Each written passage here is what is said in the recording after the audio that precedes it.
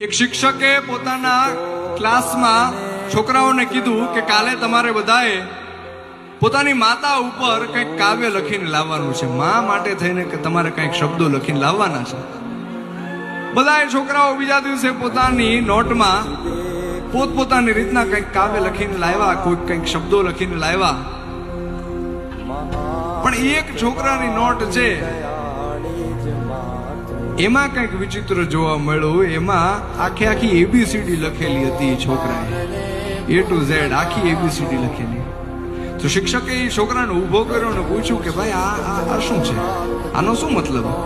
અને ત્યારે એ છોકરાએ જવાબ આપ્યો કે મને ભાષા શીખવાડનાર, મને બોલતા શીખવાડનાર મારી મા માટે થઈને હું શું લખી શકું, એટલે મેં આખી એબીસીડી લખી દીધી છે. મારી માને જેમ ગમશે એમ એ શબ્દો ગોઠવીને એની રીતના જોઈ લેશે. આ મા દીકરાના સંબંધની વાત છે. એ દલપતરામે પોતાના કાવ્યની અંદર લખી. કેવી રીતના કે હતો હું સુતો પારણે પુત્ર નાનો,